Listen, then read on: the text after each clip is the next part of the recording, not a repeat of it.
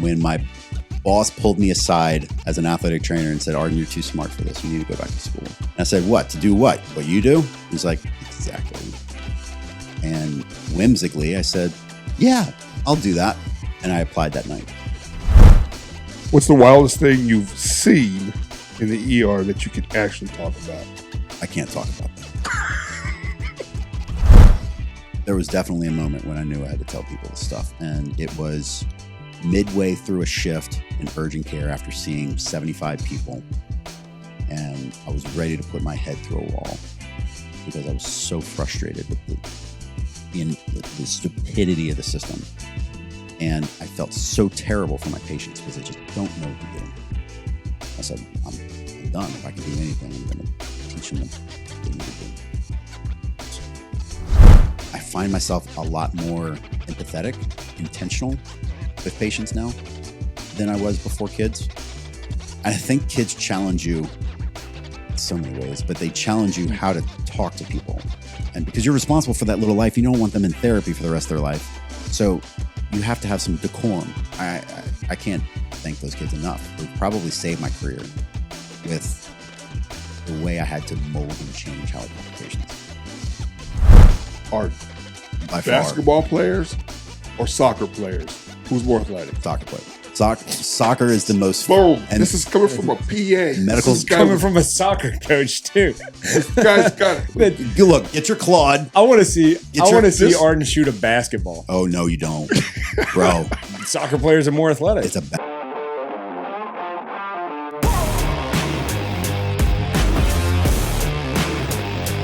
All right, welcome back to New Dad Order. If this is your first time pulling up, we appreciate you.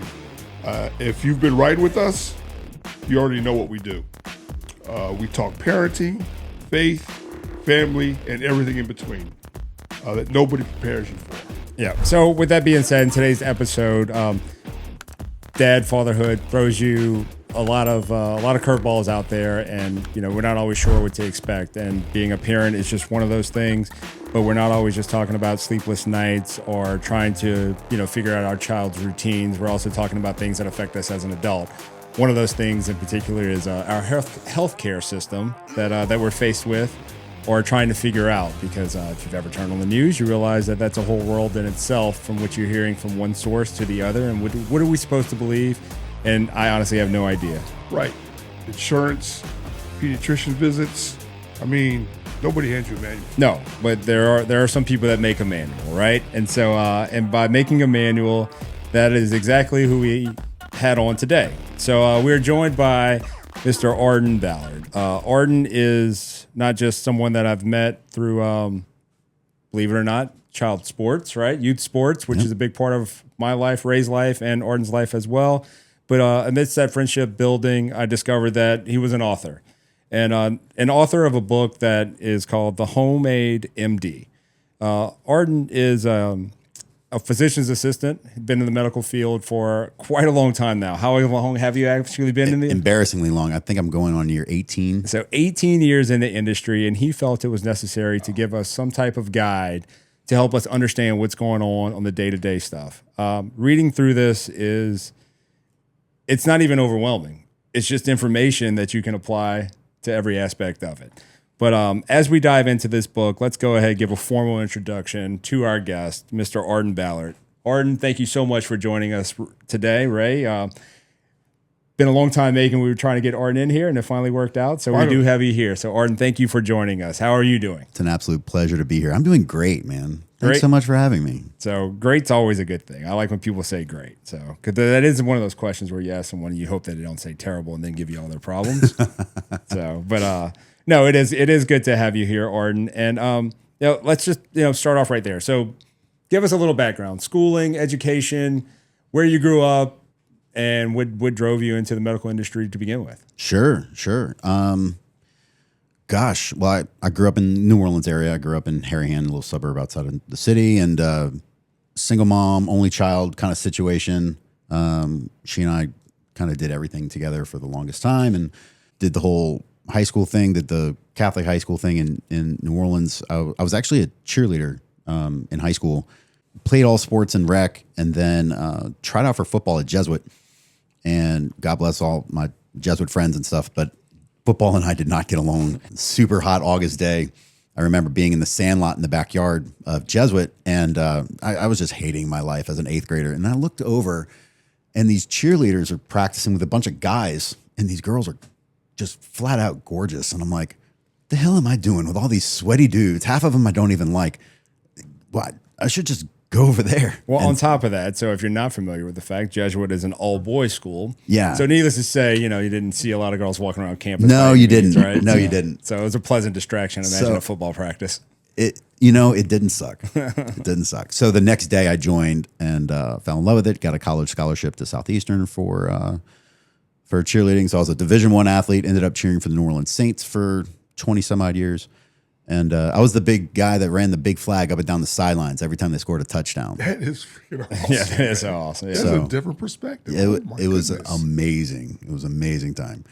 I was kind of a wallflower growing up. Like I didn't really know what I wanted to do. I didn't have a whole lot of career guidance or anything. My mom, God bless her, she ran a bunch of businesses out of the house. Never made a whole lot of money with any of them, but she had the entrepreneurial spirit, and I just knew that I could do something. Just didn't know what. No. Coming out of high school, my grades were kind of terrible, and I was like, I'm just going to move to Colorado and start snowboarding.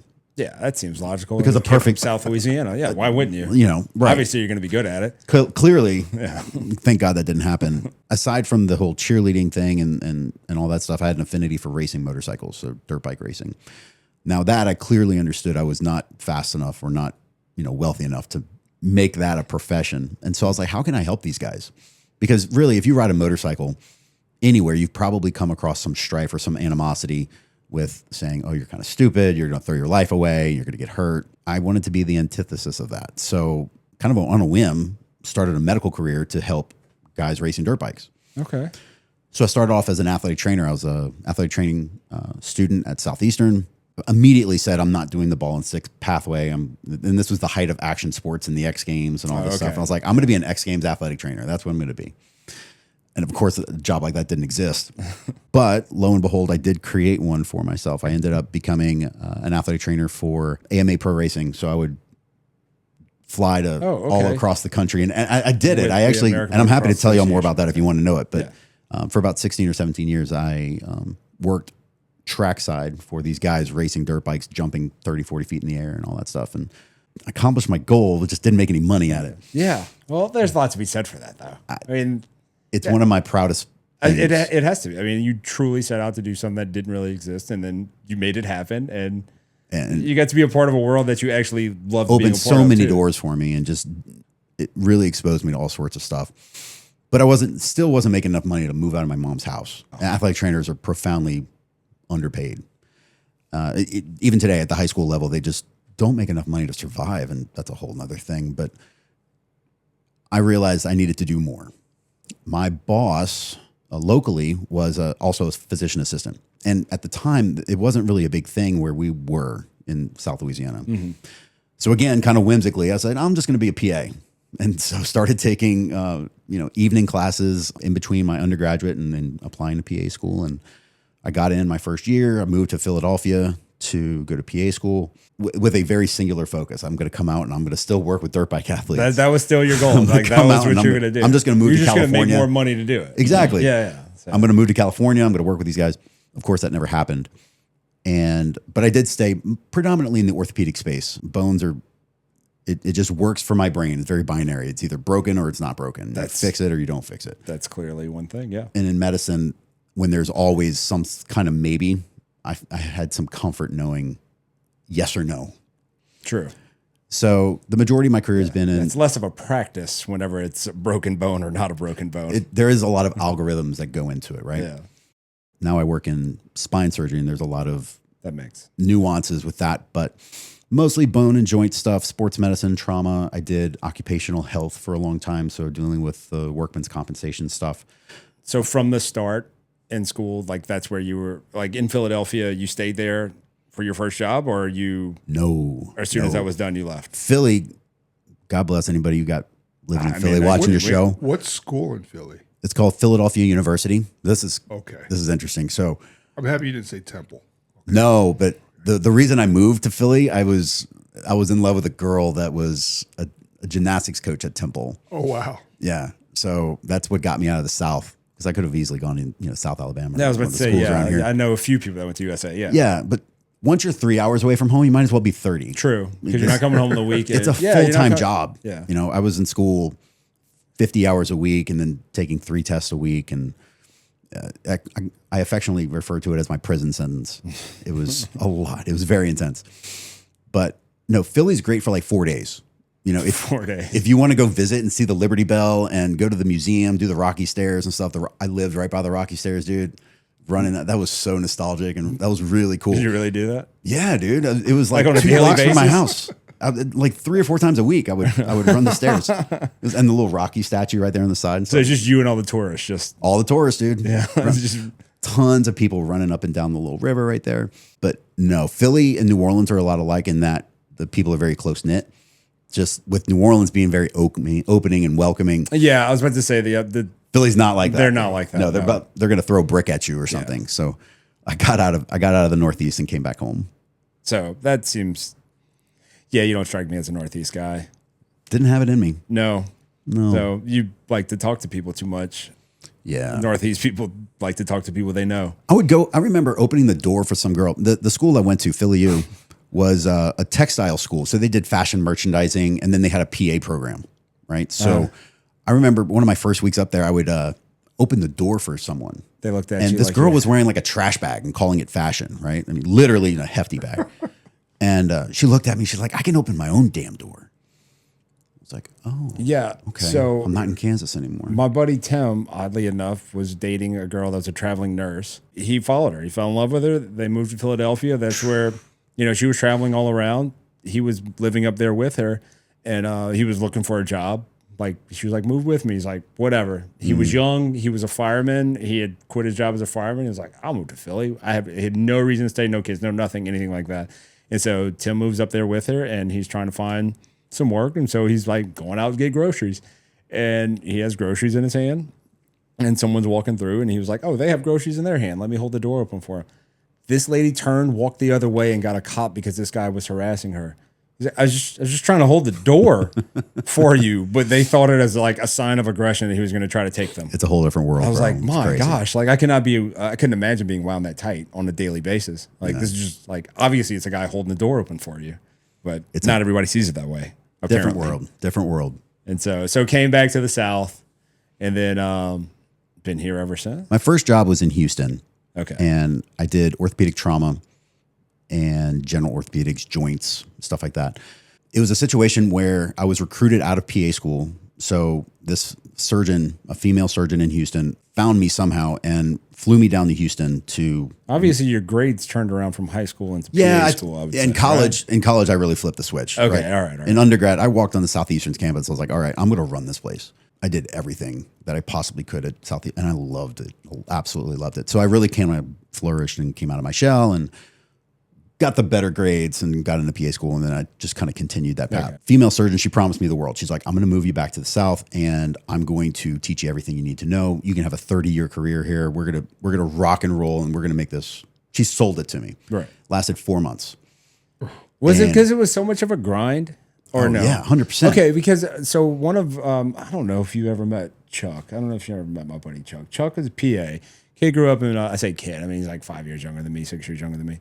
But he grew up in Pensacola and like valedictorian, super smart. Played poker and now still plays poker for a living, right? Wow. And he graduated from PA school and he went to work for an orthopedic in Florida. And the orthopedic said, "Look," he goes, "I've never had someone last more than 6 months." And he's like, "What do you mean?" He goes, "Well, I take that back. I had like 2 people last a year." And he's like, and Chuck, his name's Chuck, and Chuck was like, "Well, I'm going to be here." He's like, "You say that." He's like, "No." He's like, "Well, why do you think you're to be here?" He's like, "Because I have a plan to do this, to make this much money, and then I'm going to go play poker for a living." And he was like, "Okay." And then blew it off. And then like Chuck was super dedicated, locked in. He had a plan. And then eventually the guy was like, he made it a year, and he was like, "You're really going to stick around?" And he's like, "I told you, I'm going to be here for like 4 years and I'm out." So it was moving along. And it was like after like 2 years and maybe like into his 3rd year, And he's like, look, man, I think I'm gonna leave. He goes, I knew you would make it for you. He goes, no, I've just made so much money because you don't work and I do everything for you. Right. And it was kind of, it was a joke, but like the guy was being serious. He was like, dude, he goes, I've never trusted anybody more than I've trusted you. I've never had anybody to trust because they haven't been here that long. But yeah, he's like, it was just such a grind. I mean, so many surgeries. Because the PA, if you don't know, I don't know if you knew that PAs can perform surgeries. No. And so to an extent, right? Yeah. We're gonna break this Legally, down. and it depends on the state that you're in, but I can tell you Louisiana's laws. In Louisiana, the surgeon has to make they have to do the timeout, right? Which is making sure that the right patient's in the room, they've gotten the right medicine, we're doing the right surgery, all this stuff. And then they have to make the first cut. And legally, the surgeon can walk out of the room and the PA can do the rest. I don't know anybody that does that, but I know legally the law, that's what it says. I've not been in a circumstance where that happens. Yeah, I'm pretty sure Chuck was. Yeah, and I know a lot of badass PAs that's what they do in other states and stuff. That the surgeon will run one room, and then the PA will run the other. Yeah. Well, we're more colloquial, and we operate as a team. And I'm speaking about my current position now in spine surgery. So I do not want to be anywhere in an operating room without my spine surgeon because it's a major deal. Yeah. It's a big deal. And we're basically forehead to forehead and under a microscope for the entirety of the case. And once he's done all of his surgeon stuff, he'll dap me out and I'll close everything up and, do my part. So I'm in the room for another 30 or 45 minutes after he leaves. And but it's very team oriented now. Yeah.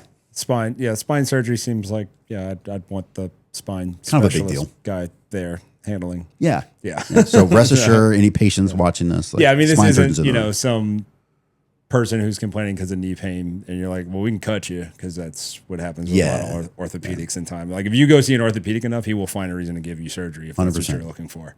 They have a boat payment to make, man. Yeah, no joke. Especially those private pay guys. God bless. There's good ones. There's obviously good ones. There is. I'm making a hasty generalization. But the problem, it's almost like the attorney joke, though. Mm-hmm. I mean, like that's kind of where it comes. Where, there are great personal injury attorneys out there, and then there are the ones that you see every 5 seconds if you turn on the 5 o'clock news because it's just commercial after commercial after commercial for, we got this much money. I'm like, why? Like, why did you get that much money? And same have to pay for all the TV ads and billboards. Yeah, I guess so. The same thing can definitely be said in the medical industry too. Whenever you're talking about that aspect of it, where if you go to an orthopedic will find a reason to give you surgery. If you show him up enough, he will. Yeah, we can do surgery on that. Yeah. Will it do anything? I don't know. But we can do surgery on it if that's what you want. So. And again, I don't want to generalize because I've seen some phenomenal orthopedists out there, but in any form of medicine, right? Especially if you're not owned by a hospital, you keep what you kill. And if you're a surgeon and you're seeing patients in a private pay setting, right? You're not backed by a hospital. You got to operate to keep the lights on. Very true. Now, and again, I'm using ortho because that's my background, that's my knowledge. But if you have a guy that comes in with an ACL tear and you have it confirmed and you've done the testing, you've done all the stuff, you got to fix the ACL. The only things you can do is repair. You're going to fix it, or you're going to tell them, hey, you can live without it, and that's okay too. Yeah. Not a lot of people tell you to live without it. No. Especially if you're young and you're active and you're unstable and all that stuff. So it's a very reasonable thing to do to fix. Which is interesting too, right? Because we're talking about these situations right here specifically are things that start to create doubt in people like myself's head and other people out there as well, which is also what actually your book, The Homemade MD, kind of gets into. It basically addresses these things of doubt that are created to kind of give a little bit of guidance and something that so many people are unfamiliar with because it's so much information. It's so overwhelming. And what was the main focus whenever you sat down day one to write The Homemade MD? What inspired it? And then when the pen went to paper, what started coming out? Yeah. So the book is a result of my overwhelming frustration with the system as a whole, not only as a practitioner inside the system, but as a patient. There is no knowledge. There is no standard of care or standard of operations for a patient to say, okay, I need to do this and this in these circumstances. None of that exists. And a lot of times practitioners will get frustrated with patients who just don't know what to do because I only have 6 minutes to treat you. I wrote this during COVID when I was working in urgent care. If you remember, urgent care kind of became the hub, the epicenter of seeing COVID patients. Yeah, because that was ground zero. all of the other people would close and all the ERs were overwhelmed with the really sick people. So I treated about 6,000 patients who were diagnosed COVID positive. Wow. During that span of time. And we can certainly go into COVID if you want. That's fine. But I became so frustrated because people would come to see me and just have no idea. They don't know about their insurance. They don't know what they're paying for. They don't know what it gets them.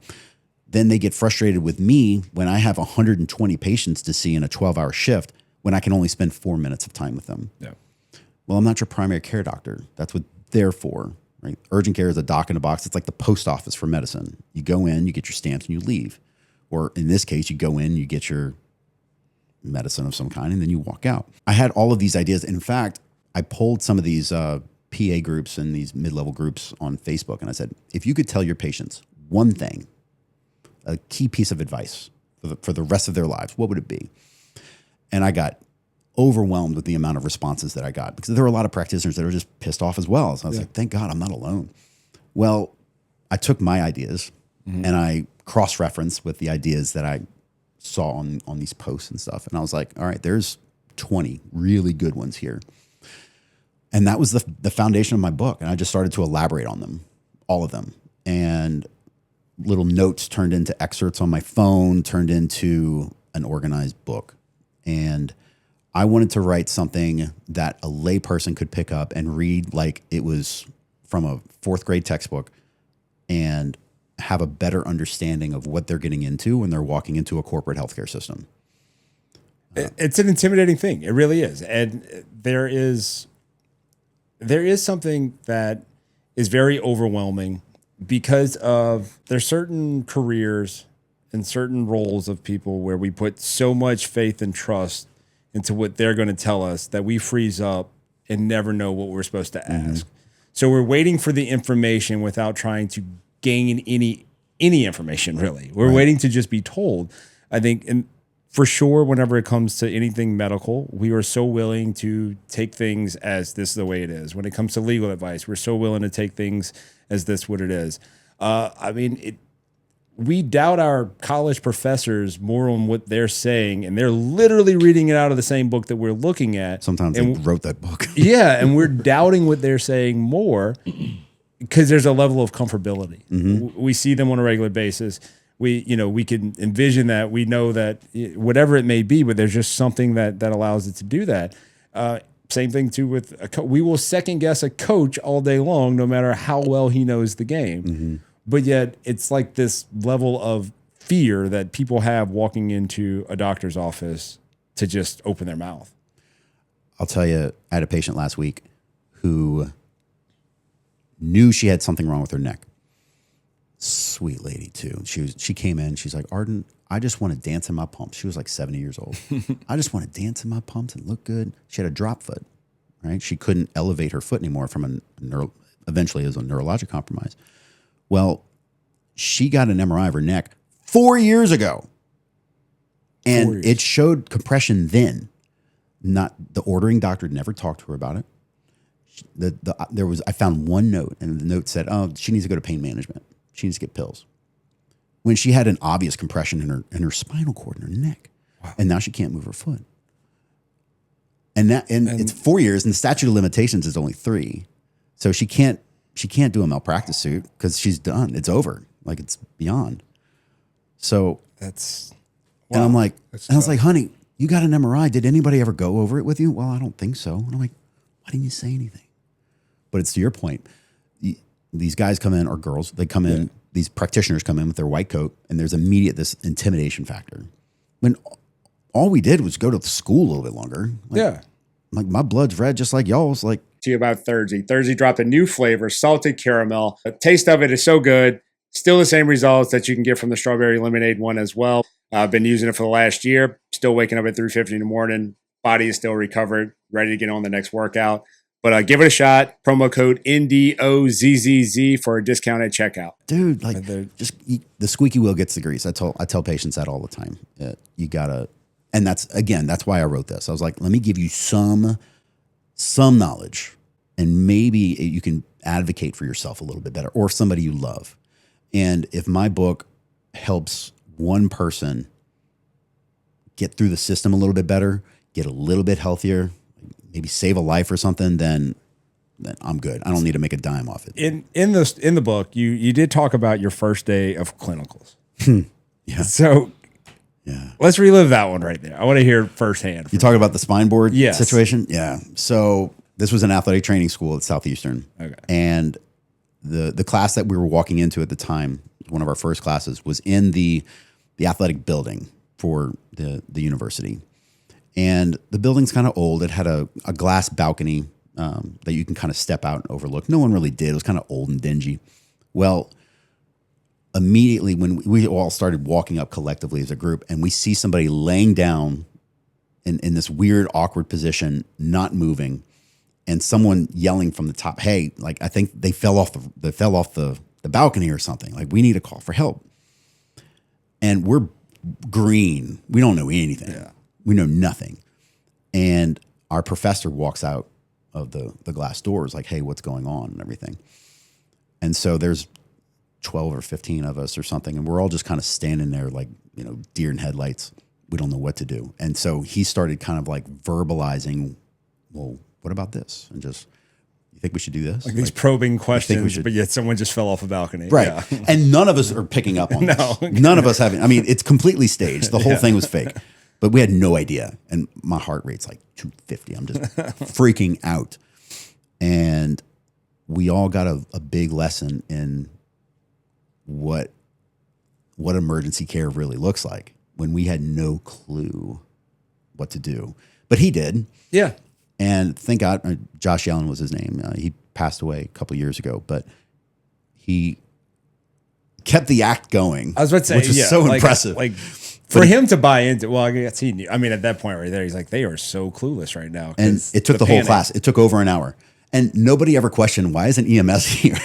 Why aren't the cops? Where's the university PD on their little bicycles or something? Yeah. We didn't ask anything. We were so locked in. I think by the time we got this patient on the board, we kind of figured out, oh, it's not real, because we're bringing them into the building. It opened my eyes about, a lot of things, but mainly it's like how much I don't know. So, and don't know, right? So I will have to say this, right? So with like the healthcare system, obviously we know it has so many holes in it. Like it's not even a question, right? And so like the business side of the healthcare industry is probably the hardest thing for me to wrap my head around. And it honestly, it creates just like, for me, it creates that level of distrust. Like just knowing that the bottom line is so much more of the goal, like being as a business. And like my sister's worked for an orthopedic firm that bought out other practices. Like that's what she did. Like she's not in the medical, she's in the medical field, but she is CFO type stuff, right? Like that is where she is at. That's what the things that she's doing. And that was it. They would go and they would have an orthopedic firm, and the group of doctors would be like, that thing's making a lot of money, let's go buy it. Yeah. And then they would just buy it up, and then they would continue to build it up, and then they would sell it to some other group or whatever it may be, or the doctors that were working in there end up selling it back to, or just hold on to it and like it would just make this money. And they would go around like that's what they did. And then it just seems like we used to see the same family doctor, right? Like for generations. And like that right there has gone away as well. Sure. Like it just doesn't. They can't afford to open anymore. That's okay. And that's like, what caused that to just completely fold? Like, or like not, obviously not the thing, but there are certain factors that go to where for us, it was Dr. Wagaspack. Dr. Wagaspack was like the pediatrician that like me and all of my cousins went to. And it was no one took over. Whenever Dr. Wag died or retired, not died, but whenever he retired, there was no young doctor taking over that practice. The practice just died whenever he decided that he was retired. Yeah. And it's just like, but what was the downfall of that? Like, there's a couple of things. And let me first say that even today, there are well-intended practitioners who want to just help people. And sometimes they're even able to do that. A lot of times they become cogs in the wheel. They are still well-intended people out there. They're not all nefarious and out to just take your money and, screw you over. And although sometimes I feel that way, it's not the truth. To answer your question, hospital systems used to be run by physicians. I always used to joke and say that there's an inverse relationship as to how good of a practitioner you are and how good of a business person you are. right? You never see really good rock solid doctors also be rock solid businessmen, right? Makes sense. They're usually one or the other. Yeah. And the ones that are really good businessmen might be selling you snake oil.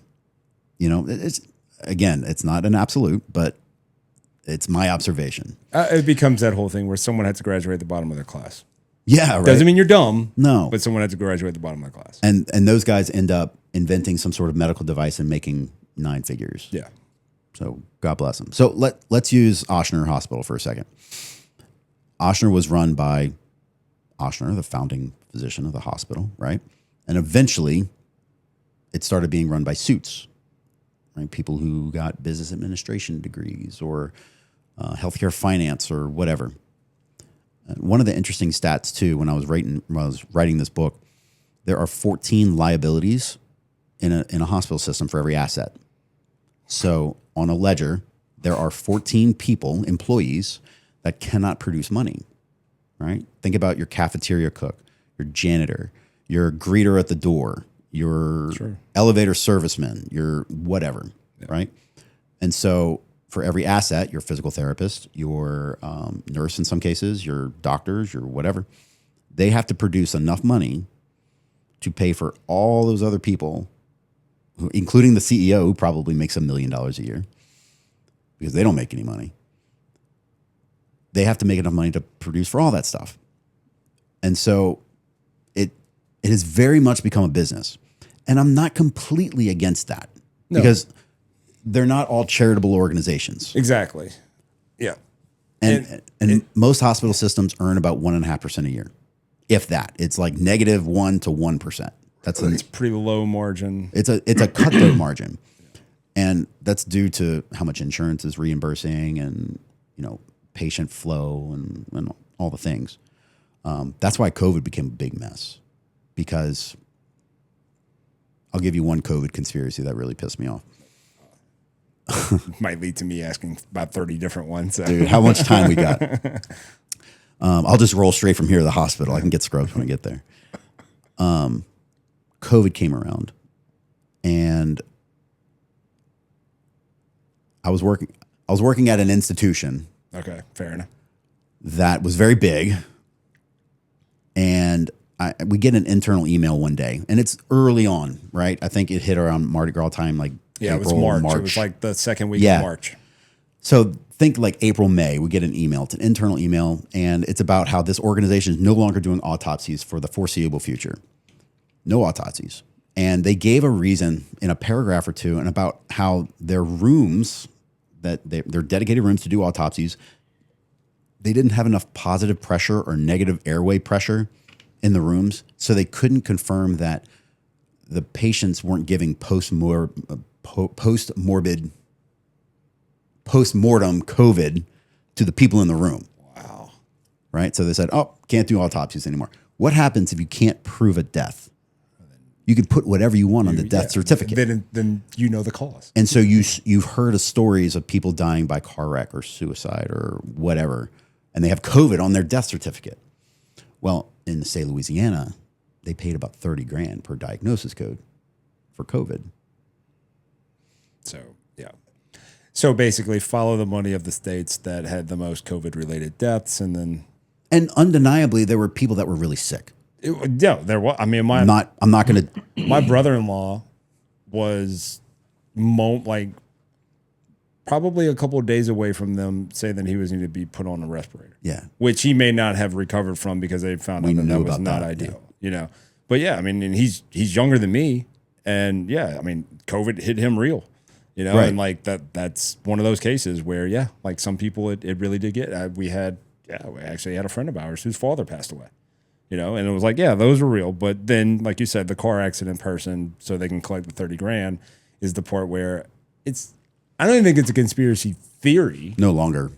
It was blatant. Mm-hmm. And like, that's where the level of distrust, I'm not going to say it started. I think that was the part where people felt so much more comfortable questioning what happens in the, on a day-to-day basis. Going back to your original thing, I can get on so many tangents, but I'll try to stay focused. No. The hospital systems are run by suits, right? And so suits are in a mergers and acquisitions business at this point. So you run a hospital system. Let's say it's got 10,000 employees, and they have a primary care facility. Well, primary care docs would open up their own place all the time. You just mentioned Dr. Wags, right? So when Dr. Wags retires or dies, you have two choices. You can let the books die, or you can sell your books. And so what would start happening is institution would come and send a little pretty girl over and say, hey, word on the street is that you want to retire one day. It started off as like, oh, next year you want to retire. Now it's like 15 years from now you want to retire. We will come in, we'll rebrand, we'll hire all of your employees, and we'll let you work here or not work here. Whatever you want to do, sir. It's your business. If you want to work 5 hours a week, by all means, we're going to cut you a check. And it's all done, and all the problems go away. Now, what happened? Now, this institution just got a referral source because little Johnny that's coming in for their little, pediatrician stuff, or you're going in for your well visit. Well, it's time for your colonoscopy. Now what? Well, sir, I have you right over here. And now, as the institution gets bigger, all of their billables and all of their consumables, their prices go down because their volume has gone up, right? So little Wagasback, who has, let's say, 500 people in his census, if he has to buy some sort of laboratory kit, well, he has to pay the premium price because he doesn't have enough patients coming in, right? But if I ran an institution with now 100,000 people in my census, I can go to anybody on earth and say, hey, I have all this business I'm going to give you. And they'll give them just the rock bottom price. Yeah. Right. I was getting my labs done today, and a good friend of mine owns a lab on the North Shore, and he was telling me the price that he pays for a certain test is about $250, but the big guy across the river or across the lake will pay $60 for the exact same test. Well, so that's so sick. You mentioned the labs thing, and that's so like once a year, right? I have United Healthcare through work. And once, I can go get blood work done once a year, covered through insurance. Well, honestly, I don't even have a primary care. Sure. And the person that knows more about my day-to-day medical life over the last 5 years is the wellness clinic that I go to, that I get TRT and get peptide treatment, all that. She knows more about me than any other doctor. Yeah. And since my insurance would only cover one blood test per year, and I was kind of due to have another one done because I was ready to do another treatment. And then I was like, oh, Mike, I'd already had one done this year. She was like, that's fine. You've been regular, with us for the last 5 years. She was like, we can wait till after the calendar year, or we can do it for you. I was like, but it's like $1,400. Right. And they're like, no, it's $100. I was like, what? She's like, yeah. She was like, we just bill it through us. You pay us $100, and that's all it is. She was like, your insurance is going to be $1,400 or $1,600, whatever it is. Yeah. How the hell is that even real life? Dude. What's interesting is that your insurance will only reimburse about 10%. I think the Medicare average is 18%. And so if you bill something for $1,000, they're getting reimbursed $180. Right? That's why they're so astronomical now. My explanation of benefits for a visit in my office to see me as a spine PA, your explanation of benefits will say that the retail price of that visit was around $3,500 to spend 6 minutes or 10 minutes with me in a room. To not ask you a question. Yeah. Right. Right. But your insurance has worked out some sort of negotiated rate with our institution, and they say, okay, well, that, we're not going to pay that $3,300. We're going to pay, $400. And that's where. And that's it's such a convoluted mess, and it's only getting worse. And you mentioned something. This is something I didn't put in the book, but I wish I did. I mean, shoot, it's 5 or 6 years old now. Like, I want to talk about AI in medicine. That's not in the book. And I want to talk about what medicine should look like today. Which is interesting, because I actually have a note right here to ask you. Okay, good. We'll talk about that. We'll talk about that when we get to it. Then. Yeah, no, that was it though. Like, so there was, I'll just ask her right now because I literally had like things I wanted to ask Ardon about in his book, and one of them was, it was Dr. Google. You referenced Dr. Google in the book. I did. But I don't now- mind Dr. Google. But now we have Dr. Chat and Dr. Claude and Dr. Gronk and whatever else now. So And they're really good. that's it. Like, really good. Like, are they? Depends on the prompt. It depends on how you ask the question, right? It depends on. Do you think that this makes us smart? Okay, and I say us because that collective us doesn't mean everybody uses it, right? For someone like me who does use it, right? I have such a weird relationship with the AI in general, right? So like I'm a Whoop nerd, Yeah. right? So I Yeah. wear my Whoop. There's Whoop AI. I constantly talk to it because I want to maximize my recovery. Whoop is strictly based off of recovery. I want to maximize my recovery in order to maximize my training. You know, and because I'm training for a CrossFit competition as we speak, doing a lot of volume, trying to increase capacity, constantly talking to it about that stuff. Talk to Chad about building strength programs to maximize the capacity. Yeah. So like I am asking for information to help me with that. I am very comfortable asking it. I am going to see a doctor with this. It'll help me ask smart questions. So from that side of it, I think like it could help us if you do use it. But from the medical side of it, is there a level of frustration that it creates because patients are using it? I think there is frustration anytime a patient can go on the internet and Google their symptoms from a provider's perspective. However, my personal thoughts differ on this because I want to advocate my patients. I want them to be as knowledgeful as they possibly can about their certain condition. Because at the end of the day, when they walk out of that room, I've forgotten their name.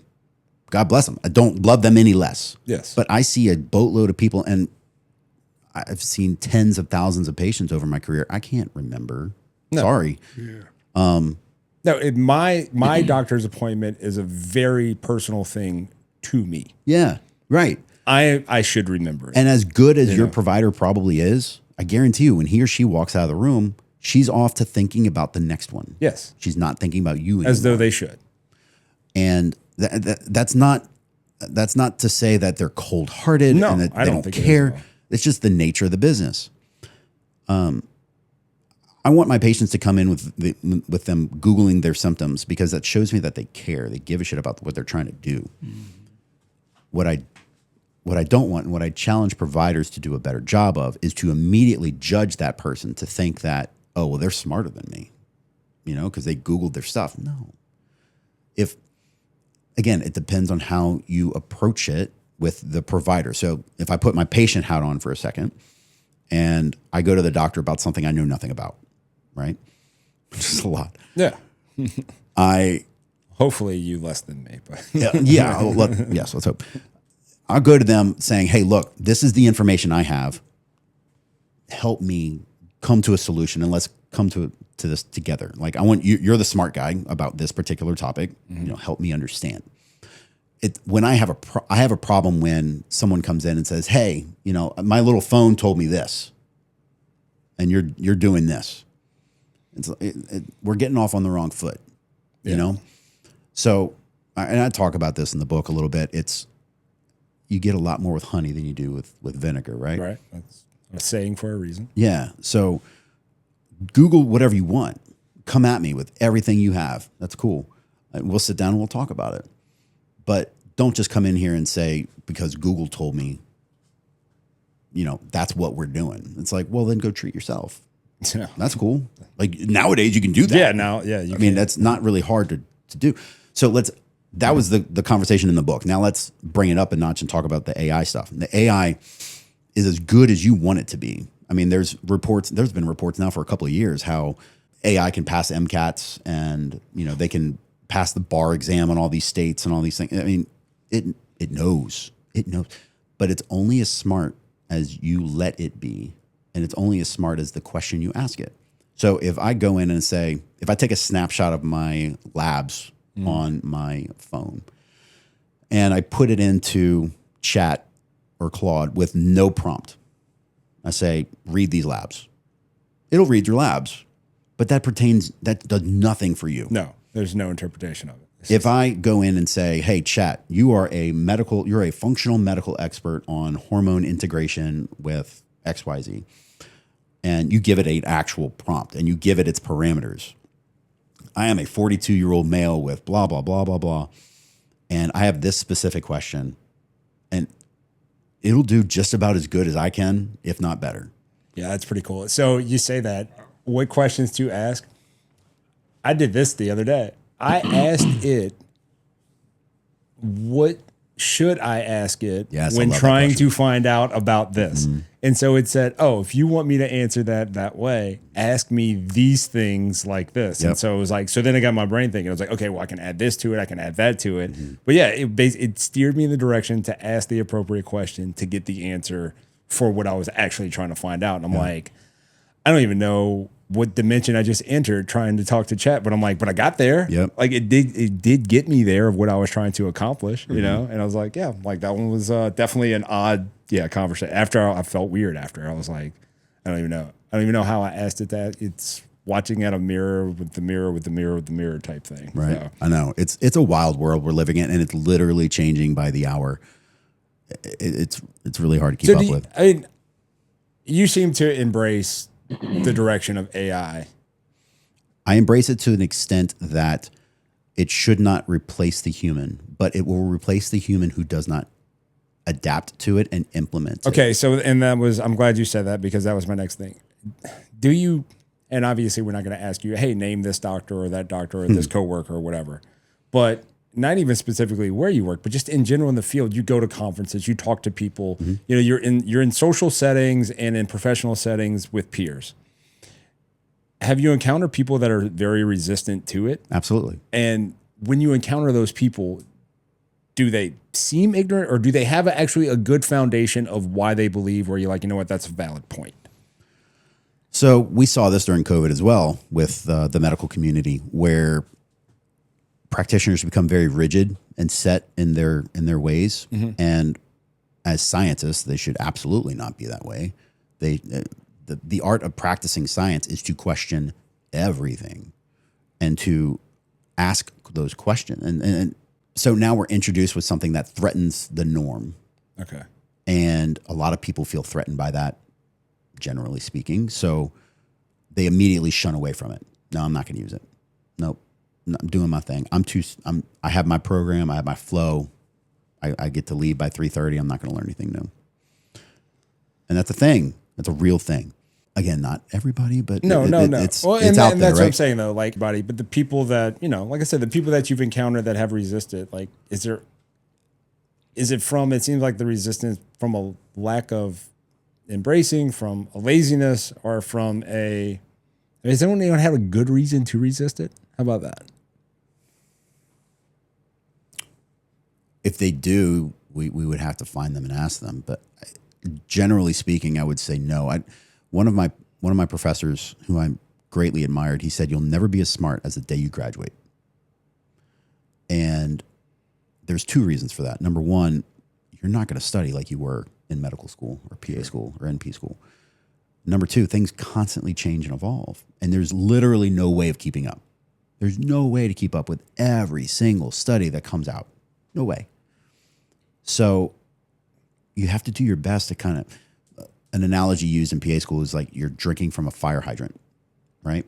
That's a tough thing to do. Yeah. And there's no way you're getting all of that in, right? So the goal is to get as much as you can in. And then after it's done, you go, sop up the rest. There's a great responsibility for that. Then that's why you have to do continuing education. That's why you have to keep up on the latest and greatest. Yeah. Some people don't. For me, this is going to sound so negative. It's like I feel like I'm just bashing the medical industry every time. But man, I have so much doubt every time because I think it's just because of the information that we've been provided. But whenever you say you're never as smart as the day that you graduate, and I'm like, I think that's also in my head. It went strictly to that's a valid statement because the day you graduated, you're not working for yourself.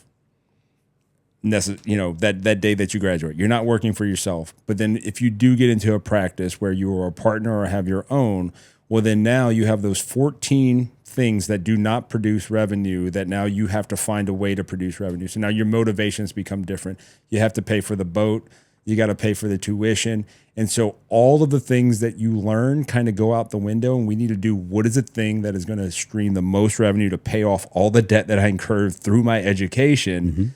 And then also to make sure that the employees that I now hired are taken care of, that anybody who depends on me at this job that does not actually pull in revenue, I can still pay every single time and still live the life that I'm quote unquote supposed to live based off of the title that I hold. And I'm like, for me, when you said that's the smartest you are is when you graduate medical school, I'm like, it's because it's the most clear conscience that you have, because you're not bombarded with other stuff. I'm gonna paint that in a different perspective for you. Please do. The way you just said it kind of makes that guy trying to pay for his boat not that bad of a guy, right? Because how many times have we been in ethically gray areas where we're like, shit, if I don't do this, like my family might go hungry. Right. It's hyperbolic a little bit because these guys are making a boatload of money. But you're right. I mean, but it's still relative to what the life that they like. 100%, 100%. And they have $300,000 in medical school debt, and they have 14 employees that they're paying for, and they have $1 million a month light bill and all the things, right? Yeah. I have a little bit more sympathy for them now, knowing the finance behind all the things and the razor thin budget that they actually do live on. Not all of them are just completely nefarious. Yeah. You know what I mean? No. Yeah. But it still brings up the point. And when I say the smartest is the day that they graduate, what happens is that you have an incredibly broad base of information that, say, a surgeon, for example, will get rid of everything but this right here. And he's going to learn this much stuff about this right here. Yeah. That's the world that we've developed in the Western medical community. And I'm not saying it's a bad thing. No, I don't think it's a bad thing at all. Like, I want an expert in every single thing. Right. I want at least have access to someone, no matter how far I may have to travel. That guy that extended that from this broad thing into this narrow. If you're a brain surgeon, I want you to know every single damn thing that we know about brain surgery. Yes. Yeah. And I don't care if you don't know how to diagnose my ingrown toenail. I was about to say, if you can't fix my torn meniscus, I'm cool with that. Yeah. So there's just two sides to that coin, right? And it's developed a system where you have to be hyper specialized to be relevant. The pediatricians of the world, the internal medicine, the family practice doctors, they're the ones that are the frontline people making the least amount of money. And they're the ones that have to fight the insurance companies tooth and nail for every little approval, and that's the thing. Oh my God. This is the thing that anybody watches this thing right now and you learn one thing, learn this. Learn that your insurance company hates you. They hate you. And I deal with this on a daily basis. I get denials from things that should very commonly be approved by your insurance company. You are paying them a service.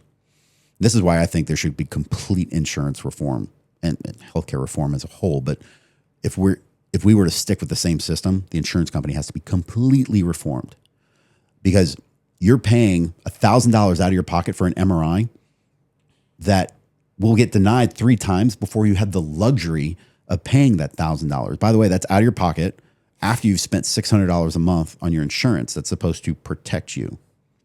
Yeah, I've often referred to insurance companies as the mafia.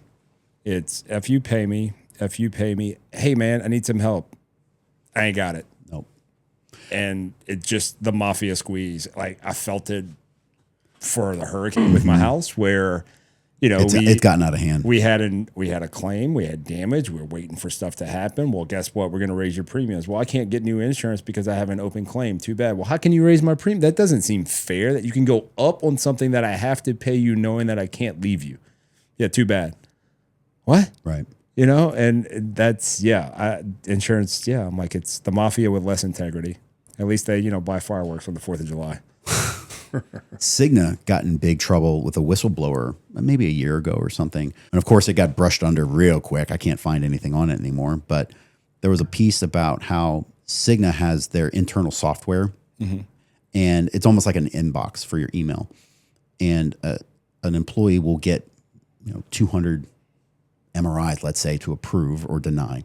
And there's a select all and deny all button.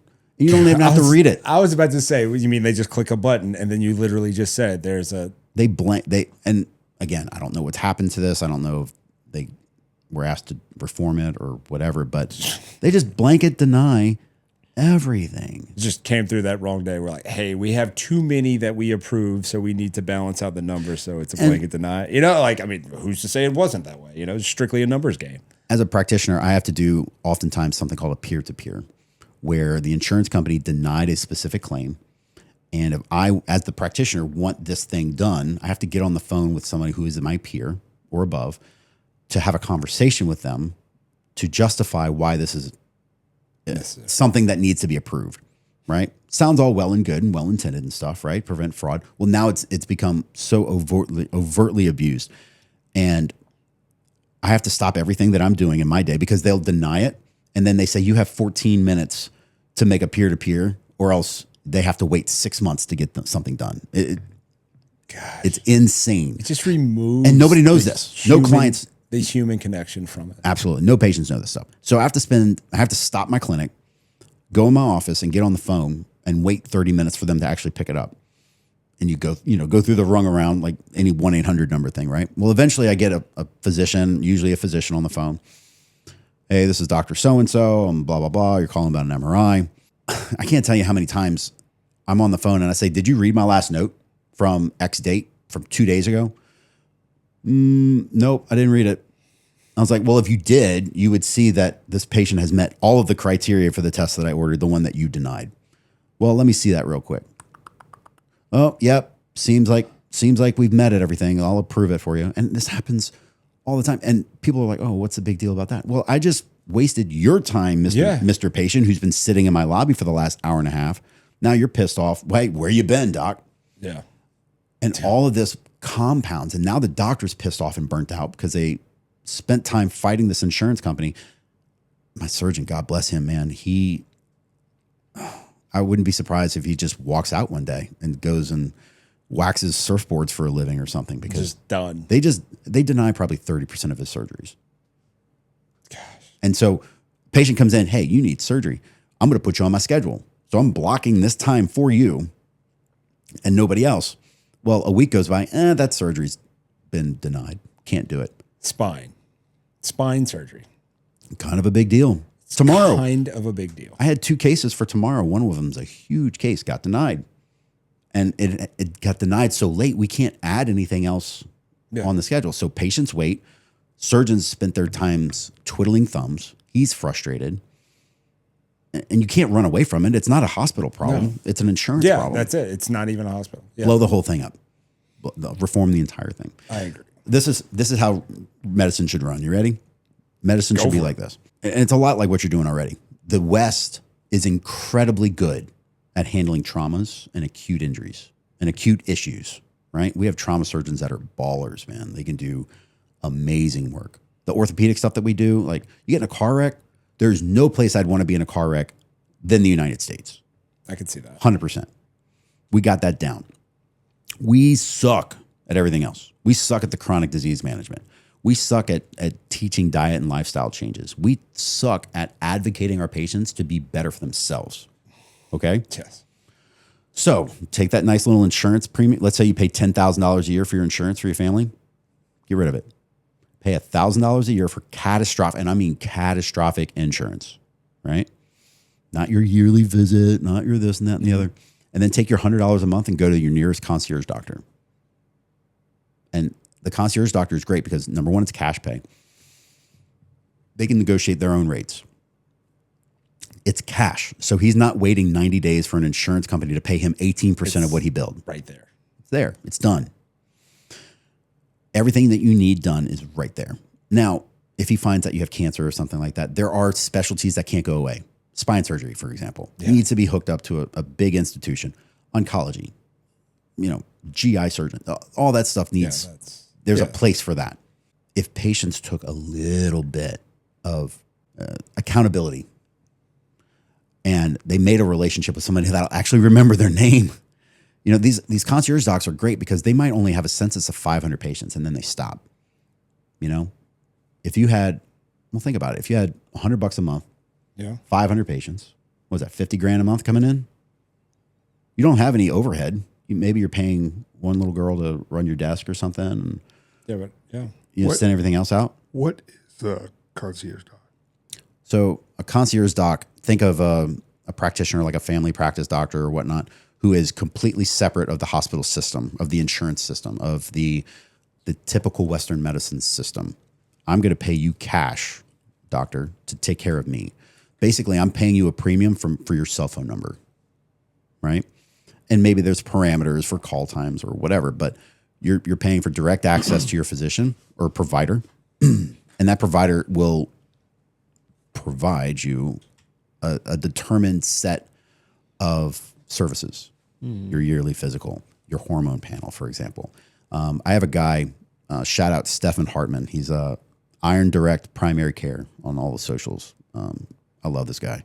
He's a PA in Florida, Indiana, Florida. It's on the East Coast. And he's asked me to come work for him a couple of times. I just can't get away from Louisiana. He runs a setup like this, right? He has a gym in the backyard of his practice. And he says movement is medicine. Muscle is medicine. And so all of his patients, they're on a workout regimen. They're out there slinging weights around, dude. Like doing power cleans and all deadlifts and all the stuff. Like he's jacked. Dude's like yoked. And sounds like the guy that I would want to take medical advice from. Absolutely. right. Yes. Right. Instead of Plain and simple. so he's putting his money where his mouth is. He's doing a phenomenal job. That's awesome. And that's how it should be. You don't pay out the wazoo for insurance you never use, prayerfully. Yeah. Yeah. No, I mean, I have not. Yeah. I had the flu earlier this year. And you probably called your concierge doc for it. So, yeah. I mean, I walked into urgent care. Right. And they're like, we're going to test you. I'm like, don't tell me it's the flu. She's like, it's the flu. I'm like, and I was mad. And she was like, don't go around anybody for 3 days. You'll be fine. And I was like, okay. That'll be $160, please. Yeah. Peace out. Done. Medicine will be there tomorrow because it was like after a certain time. Yeah. And then she was like, well, you know what? Take that back. It's not quite 9 o'clock. I think I might be able to call it in. Let me call and see if I can get somebody on the phone. Yeah, and I think it was. She was like, yeah, go pick it up right now. Just wait. They'll wait for you. There you go. So like got it the day of. Went there like 7:30 at night. See, there are good people in the system. And then they got it taken care of. And I was feeling better. So, no, Ardon, yeah, I have you to asked say, me one question like 20 minutes ago, and I think I've touched 46 different other things. That's the point, I'm sorry man. about that. This is just one of those things where I just get fired up about this stuff. But you should. And that was part of the reason why. Is because if you're going to, fired up, pissed off, excited, whatever words you want to use, if something's going to provoke enough emotion to take your time to put it into words to help people understand something, then I want to talk to those people. Mm-hmm. Like this isn't just a thought where you're like, yeah, I think this. Yes, I think. No. These are things. These are real. This is what faces us. This is what's facing you currently right now in your profession. You talked about the things that you faced when you first got into your profession, and it's an evolving thing. Medicine is called a practice for a reason. The practice has to change. You have to adapt. You can't be stubborn in your ways. Saying that the insurance system is perfect would be an absolute fallacy thing. It's not. And saying that it needs some type of reform, well, of course it does. Just like doctors have to further their education in anything that they do, with the way they do things. There's no reason that the insurance should be like the old guard that's like, nope, we have it locked in. This is a thing that works. No, I mean, change is inevitable. And the ones that choose to ignore it and not embrace it usually get left behind. Sometimes it takes longer than others. But I mean, I have hope knowing that people like you exist, that I can walk into a doctor's office and whatever it may be, hopefully never have to walk into your office and talk anything about a spine. But at the same time, like, it makes me feel a lot more comfortable knowing that, yes, that is the type of person that I can be talking to help me, not just with the physical ailment, but a calming understanding of, hey, man, the insurance process is going to suck. Let's make sure we do all these things. And all I have to do is ask a couple of questions, figure out which are the right questions to ask. You literally put it in a book to tell us what questions to ask. Yeah. Yes, we do have chat. We can ask, but if you don't ask it the right way, then you're not going to get the answers. You're not going to get the questions that you're supposed to ask to get the answers that you need. And that's, man, you ranting, that's not ranting. This is information. I mean, if I'd have been like, hey man, I don't like the way this is going, let's talk about something else, that'd be one thing. But I will say that. Let's talk about something else. Not because I'm bored, not because anything else. Because, dude, because you are you are a dad and you're very passionate about your career. Yeah. Right. But you're also very passionate about 3 little people that depend on you and call you dad. Right. And Ardon and I's relationship started because our sons played soccer together. And they played soccer, and it's highly competitive. And we spent a lot of time out there. And I don't know, from day one, it was like, hey, man, what's up? And Ardon and I just got into a conversation talking about, I don't even know what, but it was probably 30 different things. And it's probably believable based off of just the last hour of conversation. Yeah. You know, but 100%. youth sports, right? So let's get into that. That's kind of, you know, Ray's forte. So just to give you a little background, Ray's like, you know, he's been coaching youth sports for 53 years, I believe it is. And Don't look a day over 29, right? yeah. So Ray, spine, not head. If it was head, we get that CTE taken care of for you, Ray. Right. But Ray, heavy involved in the youth sports, you know, area, whether, you know, it'd be 7-year-olds or high school kids with football. Like I said, our relationship started with our kids playing soccer. And not only did it go from your kid playing soccer, but you were like, you know what? I want to be a bigger part of that. And you went ahead and you did the steps. Ray, you have to get like certain levels of classification and pass courses in order to coach soccer. Really? Yeah, I don't know why. It's a thing. It's a whole thing. For a sport that's not even that hard. It isn't. What's C-ball, kickball? Yeah, C-ball, kickball. That's it. And That's then worst it. case scenario, you say offside. Not our offside, different offside. Different offsides. They have all sides? Yeah, we'll talk about that one day. So what made you decide that I'm going to coach now, right? So obviously you have a lot on your plate. I think we discussed that from just a career standpoint. That you're like, you know what I'm going to do? I'm going to try to find another 6 hours a week to coach some 11, 12-year-old soccer. You know, I'm kind of a glutton for punishment. I can sense that. I think that's probably, in a nutshell, what it is. I wanted an opportunity to use sports as a metaphor for life with my kids. When I realized how much Caden was investing in soccer and sport as a whole, even, and Carson too. He, you know, my oldest is 11 and my middle will be 9 in a few weeks, and my baby girl, she's 4. And my boys were both playing soccer, and I quickly realized that this is the avenue that we're going to use, right? Because they can relate to it. I also knew a thing or two from my upbringing, how I wish I took team sports a little bit more seriously, especially as I got older. You know, I played the baseball and the soccer and a little bit of football. I should have played more football, right? But You should have. I should have. No. You went the right way with the whole cheerleading. I mean, it worked. Yeah. It worked. That's a team aspect in itself, Yeah, too. man. Yeah. Yeah, that's a team sport. Yeah, but I get it though. I think I great know what team he's saying, sport. and it's oddly enough because Ray had sent me an article and we had talked about it, where the level, like the amount of like CEOs and founders of Fortune 500 companies that play team sport, Right. is like astronomical. Like it's insane. I've learned so much about the sport. Really isn't what we're going after here. No. You know, yeah, we love to win and we love to win tournaments and, you know, hold trophies and do all the things. But at the end of the day, like, who are you when you look at yourself in the mirror? You know, are you going to do the hard thing when no one's around to push you to do the hard thing? Are you going to help your teammate off the ground? Are you going to lead your team? Are you going to, what type of man are you going to be? I grew up without a father. I didn't know my dad, never met him. And there was a long time in my life where I felt a little lost, and I felt I needed something tangible to kind of hold on to. Well, I'm just going to ask. I mean, when you say you grew up without a father, he left or just never was in the picture. Never in the picture. It was just me and my mom for 9 or 10 years. She started dating somebody, but for all intents and purposes, no dad in my life. I always knew when I had kids. I always knew I wanted to be a dad, and I always knew when I had kids that, number one, I was never going to put them in that position. Number two, I wanted to make sure that they got the most out of a childhood experience as they possibly could. Maybe they can learn things a couple of years faster than I did. Gotcha. And so what better way to do it than to coach? And they wanted me to.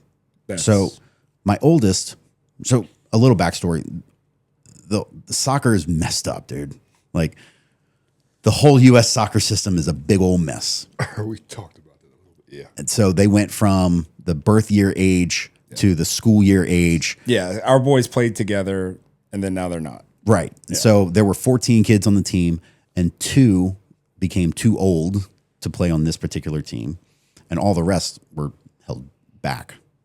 And so my kid was one of the 2 kids. Yeah, unfortunately. And so our program didn't have a team to put them on, because the other team, the year ahead team, all those kids were older, and so they were jumping up.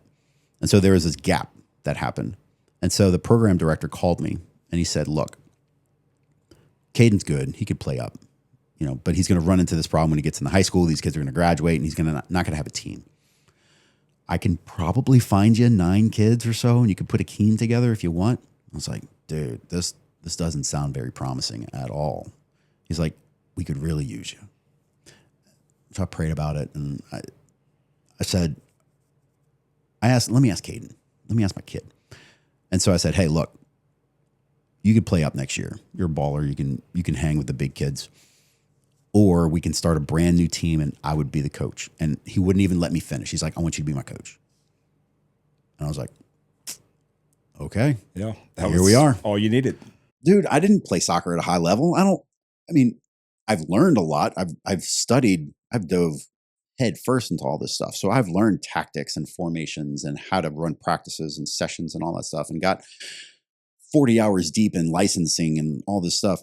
Yeah, they're And for real. So sick. Two full weekends, 8-hour days. What? Yeah. The Saya stuff? Yeah. Wow. So anyway, when he told me that, I said, it's done. Yeah. Like you didn't really have a choice at that point. you don't get opportunities like that as your kids get older to invest that much in them. They get 10, 11, 12, 13. They're teenagers. They're done. So Yeah, to where at least if he tunes you out, you get these 3 years that he didn't, that he wanted you there. right. Right. Right. Because that's gonna happen. That's just, not saying he's gonna tune you out, but like, yeah, you're gonna butt heads. Like that's what you do whenever you're a teenager and parent. You just count the days. Ray has already experienced it. He's probably done butting heads because his is just started college and she's a really good kid, and so she's probably not gonna give him a hard time like he deserves. There we go. And ours is just now. Yeah. It's on the cusp. Yeah. It will happen. We It's don't happening. know when, but it will happen. One of those Right before you got here tonight, I told him, Lou, you better not raise your voice to your mom. I always ask him, like, I'm not asking what you were talking about. I just heard your voice got louder than I wanted it to be. So one of those little mantras that I had about raising kids was that at the end of the day, I want to make sure that they want to hang out with me when they don't have to anymore. Ray's got that. Yeah. No. Your kids, they like being around. Nah, not really. Man, your boy, y'all would game together. No. My oldest. Y'all went to see the Odyssey, like Odyssey. not saying like, hey man, I can't wait to hang out with you, but they No, don't no. like it's not a chore. Yeah. Man, I went through that, dude. I hate it. My dad, it's right about a year that my dad passed away. Right? Mm-hmm. Dude, I hated going. I hated it. And no relationship with him. Like the only reason why I had a relationship with him is because I had him. Because my son still saw his papa as a good dude. I saw him as an addict that couldn't control his life. And eventually it claimed his life. And my older brother and my older sister cut off ties with him well before I did. I couldn't do it because I said, I'm going to let him live in the bliss of thinking that his papa is a great person. And I'll let him have that for as long as he needs to, until the day that he messes up. And then he needs to find out what happens when you continually mess up. We'll get the life lesson to him whenever it's time. Yeah. Now it's not the time. I'm okay with that, And so like that's it's a whole part of it, trying to maneuver through it. And like you said, I think that's perfect. Like I want him to choose to hang out with me. Right. And that's great. And he wants you around, and you get it. No matter what, no matter whenever he finds his first girlfriend and has no time to hanging out with you or mom or anything like that because he's got a girlfriend. I got those 3 years of coaching soccer, so joke's on you. Right. Exactly. So what kind of coach are you though? Are you hard on him, or are you? I'll tell you tomorrow. Tomorrow's the first practice. Oh yeah, or you're not going to be that dad that goes, Art. Man, he's okay. bad, but he's still going to start. It's a tough question to ask, right? So Ardon was he helped out so much at the practices because of the dynamic that we have where our coaches and everything. And Ardon was like, hey, look, Ardon is Coach Ardon. He's no longer Caden's dad. This is Coach Ardon. This happened like during our season last year. Mm-hmm. And so he was there, full participant, learning from our two coaches, as well as implementing things and helping with some of the conditioning and making sure kids preventative injury stuff where he was doing some of the stretching, just all, I mean, I was thrilled that we had that kind of knowledge there. Yeah. But as you can tell, he's very thorough and thought out. So there's nothing that's done on a whim, regardless of how it may sound, gotcha. Which means that even criticism, instruction, and compliments are very calculated in a sense of time, of when it's going to happen, how it's going to happen, and the right moment to make it happen. I appreciate that. And I respect that so much because awesome, it's such a level of awareness that a coach can have. The voice inflections happen at a certain time, come down. It's just, no, I mean, I was thrilled whenever you got out there. Thanks, man. I've already told Caden repeatedly, I said, I expect more of you now. I expect more of you. You're my kid. I'm coaching your team. And automatically, inevitably, there's going to be some sort of scrutiny saying, oh, Caden's coach's son got a lot of playing time, probably shouldn't have. All this. I was like, like you're gonna, whether you're wearing an armband for captain or not, you're gonna be the leader of this team. I require it of you. And I say that to him because he has leadership capability. Like, so he is a leader, and he needs to mold and refine that. I was saying before you got here that there was a little soccer tournament this weekend, blistering hot, and Caden's balling out. He won MVP of this tournament. Like I was really proud of him. He did great. Such a cool thing. Yeah. There was a guy walking around filming everything, and he was in a shirt that looked like one of the Louisiana Soccer Association like gurus, maybe a coach of the Olympic Development Program or one of the big deals for the state.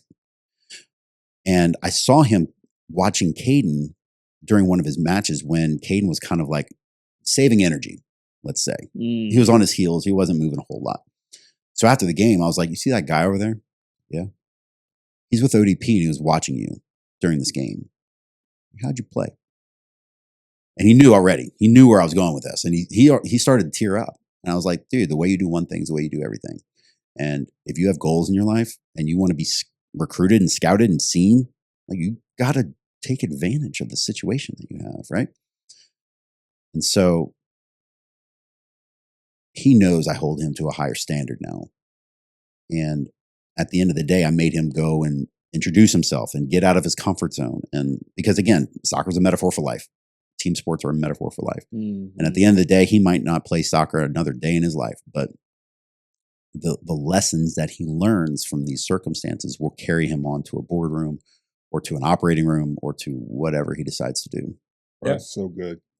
Being a good father, like in the end, like that's kind of just sports. Yeah. Sports are awesome. It teaches adversity. It teaches you joy. It gives you all the emotions, whether you want them or not. Mm-hmm. And in that same breath. So Caden was playing on the older age group at the little soccer wars thing, and Luke was in the other one. And kids are awarded points based off of how well the teams are manipulated. They move kids around. You play with a different group of kids. They mix and match all the kids, and you play these 4v4, no coaches or anything like that. It's a really cool format. They have to figure it out. They've got to communicate. Someone's got to step up and be a leader. The referee on the field is judging them based on sportsmanship as well as keeping track of who's scoring goals and just whatever other metrics that they go to. So you accumulate these points. Caden accumulated the most points, ended up winning MVP of his age group. Luke and this other kid were actually tied with the number of points, and it was going to come down to which team won in the championship game of whether or not who ended up with the most points and most likely the MVP. Luke's team lost in a PK. And they had a shootout, right?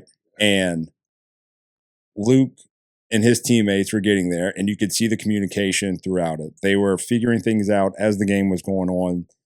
Luke and this other kid seemed to step up, change positioning, dropping one back, the other one moving forward, just figuring out what was going to be the most effective way for them to score or win the game. Once they decided they were going to PK, I could see it. Luke and this other kid and all of them, they're talking. Luke and this other kid are talking. They are face to face. The other two are listening to them. I'm like, well, there's your leaders right there. Those two, plain and simple. I see this, and I'm like, Luke's going to go last. So kick for kick for kick. Everybody's missing. Finally, the other team, kid puts it in. Luke's up. He makes it. We continue on 1 for 1. He misses. They lose. Other team wins. He misses wide left. Tears, heartbreak, frustration, everything with it. Couldn't even deal with him at that moment. But I always tell him that's your loss. You take it as long as you want. Live on it as long as you want. As long as you want to hold on to that L, you hang on to it. You're not going to be mad at me. You're not going to be mad at your mom or whatever. I'm not telling you to get over it. You know, you've heard me tell you, I will never tell him to get over it. That's his loss. You hang on to it as long as you want. And he hung on to it for a while. And that's fine. And then I haven't had the chance to bring it up. And then finally, that night, he was finally in a good mood. And I wanted to tell him something, but I didn't want to bring it back up and give him all these emotions right before he went to bed. Yeah. So I'm waiting for the perfect opportunity whenever everything is good, which is actually going to probably be on the way to soccer practice tomorrow, just to hopefully provoke some of that emotion out of him. And I wanted to tell him that, dude, it sucked that you missed it, because you would have won the MVP and you and Caden would have both qualified for the Nationals thing. That'd have been cool. And you didn't. But you know what you did? You didn't shy away from a moment. Mm-hmm. You said, I want it, and you took all the pressure. And it sucked. But the day that you say you're not going to do that because you're scared to fail, bro, you might as well hang it up. He'll learn more from that missed kick than he would have ever learned from making it. And that's, you know, and that's what I told Kara. I said, I'm not a big, I hate character moments because it usually means that you lose. But I'm like, this is one where it was an individual thing to begin with. Mm-hmm. I can handle this character moment of the loss because let him win when he's with his team, when those guys that he's put in the hours and the grind with, let him deliver for them. Right. Because it's going to be that much better, you know. But for yesterday's one, I was like, yeah, man, like I'm going to have that talk with him. Like I said, probably on the way to soccer practice about like a lot of people are going to shy away from that moment. You said, nope, I want it. Keep doing that. Right. You know? Absolutely. All right, Ardon. Well, before we get to the end, right? So I got some fun questions for you, just some rapid fire right off the dome. Don't give it a lot of thought, all right? Let's do it. If you could be a superhero, who would it be? Flash. Weirdest thing you've ever eaten? Anchovies on pizza. That's gross. It's gross. Not as bad as pie. If you could have a new first name, what would it be? Sebastian. Favorite place you've ever visited? There's a place in Utah called Little Sahara, and I worked a motocross event there, and it's a desert with a Rocky Mountain backdrop. So you see snow and sand And you're in the at the desert. exact same time. Place you would most want to visit? Australia and New Zealand probably would be top. I mean, you have to have a 1-1, right? Yeah. So, all right. Australia, New Zealand, one of those. Yeah, that's you can take either one. Collective. We're going to make that a one. You should. If you're going to one, go, you're going to both. If you're going to go to 26 hours on a plane, you should probably knock them both out. We're going to knock them both out. If you could win an Olympic gold medal, what sport would it be in that's not soccer? BMX racing. There we go. Cat or dog? Dog. Favorite book? There's an author by the name of Stephen Mansfield. He's written a book called Building Your Band of Brothers. And I've read that a bunch of times. That one and another one it's called Raising a Modern Day Knight. And I'd love to talk about that one day. Like, it's talking about building ritual in young boys' lives to help them mold into men. Favorite quote? The favorite quote that I've had recently is, the way you do one thing is the way you do everything. Rank these movies from worst to first. Right. The Godfather, Star Wars, Dumb and Dumber, Fight Club. Dumb and Dumber, Godfather, Star Wars, Fight Club. Fight Club 1. Can respect that. Yeah. Star Wars, I don't know. All right. Most Super important respect. question. Pineapple on pizza, yes or no? I can do it. Not my go-to, but I can do it. People are told you, disgusting, man. I told you. Please, no class There's like whatsoever. There's What a are you complexity talking of about? flavors that mix. And it's Listen, like, that's what I told him. yeah, it's like the salty and the sweet. And the, yes. bro, I'm down. It hits. I want to go to this Nola Mia place. I swear, if Nola Mia watches this, open your store, because every time I go, it's closed. Well, they open after lunch. No, nope, I need a lunch day. I know they don't do it. I get out of the operating room on a Dude, Tuesday and I want to go to the. They sold out of food. No way. Yes. The place is insane. It is, put it to you this way, they don't need to be open for lunch. Yeah, I get that. And it is unbelievable. It is unbelievable. It is everything that you would hope it would be. It is a specialty pizza place. And whatever they tell you that you should order, You order it. you better order. Especially for your first trip there. Yeah, I need to do it. So- I worked at Tommy's Pizza when I was in undergrad. Tommy's is phenomenal. Love For what me some Tommy's is? Pizza. For like, and that's it. It's like, if I'm Nola Mia, specialty pizza, boudin, you know what? Get the boudin pizza the first time you go. Yeah. Order like 3 different pizzas, bring them all home. It doesn't matter. I'm on that. Yeah. I'm on that line. All right, Ardon. Well, couple things, man. We really appreciated you joining us, and there's a couple things that we wanted to leave you here with, and or give you on your way out, should I say? And this right here is just it's a 1 minute with God book for men, right? Love So that. it's something simple, something Ray and I, picked up, and something we started reading, and it's dated for 365 days, and it's just got a little bit of reflection. It's got some Bible verses in there as well, and it's just something that no matter what, you could probably find the time to read. And hopefully you're a man of faith. I know that you are, and it is something that I think could benefit anybody. I love just this, a little bit more time. This is great. Thank you. And then Appreciate you. something else too, being someone in the health industry, Thirdzy is like the one thing that I will swear by whenever Yeah. it comes to recovery. And like I sleep like 5 hours a night and wake up 3:50 in the morning. Yeah, about that time. That's usually when Ray sends me a text at like 9:30. I respond back at 4 a.m. So that's about how it works. But it's strictly based on recovery. It's magnesium, L-theanine, GABA, everything that you need Yeah, to get you dude. recovered. I'm a huge fan of this stuff. This is great. I love this. And then also too, we got some stickers and patches. I lost a sticker. Love me a That's good patch. sticker and a patch. That's a patch. The Yeah. sticker fell on the floor. I'll find it later. All right. Sweet. And then another thing too, man, this is something that we use it as a, knock the bad guys out or Oh, paperweight or whatever it may be. But it's got our logo on it, and our logo it's a kettlebell, and it's got the 3 nails, and the 3 nails represent Jesus Christ. Yes, dude. for dying on the cross for us. So I hope that is I love something this. for you to take as well. So Hell yeah, this is awesome. soccer player almost dropped it. I know, right? Have no arm strength, apparently. I love this. Thank you, man. But yeah, man, that's just a little gratitude, appreciation for you joining us.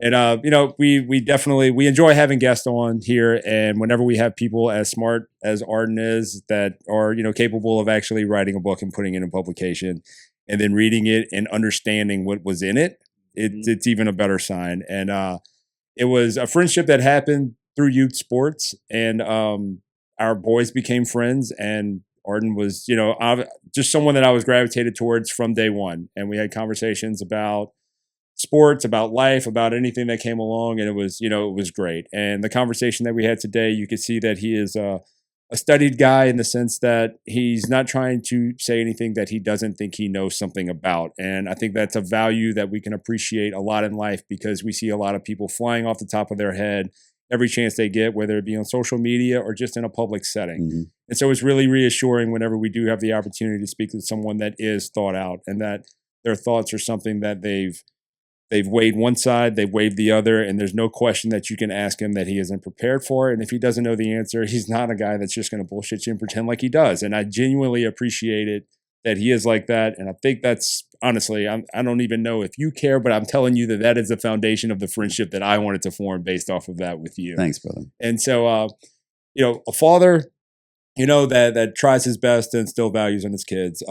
Much like Ray has often preached about team sports and what they can do for us. We heard that from someone else who said he wished he would have participated more in team sports, and steering his kids in the direction of team sports simply from helping to build mental fortitude and toughness and all the lessons that go along with it. And it's why to this day I love sports, and I hope my kid continues to love them as well. Obviously, that's what Ardon's doing. He's getting the opportunity to coach his son as well. So many opportunities, so many things going on in life.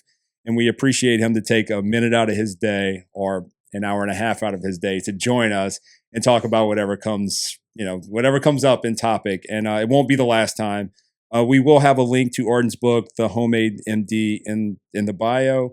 We'll also have his social media and anything else that you need, because I guarantee you, if you had a question about this or anything else in the medical industry that you're not sure about, the questions that you need to ask your doctor, ask this guy and he'll point you in the right direction. Ardon, it is a pleasure to have had you here tonight. I can't wait to come on back again and talk about something totally different. Maybe some conspiracy theories. Wouldn't mind that one as well. And got a few. And then you can prove to me why soccer players are half the athletes that basketball. I'm going to players come are. prepared with all the literature. We'll do it right. Proper debate. But nonetheless, we do appreciate everyone for joining us. Make sure you hit the like button, hit the subscribe button, drop us a comment below. And until next time, we'll see you on New Dad Order.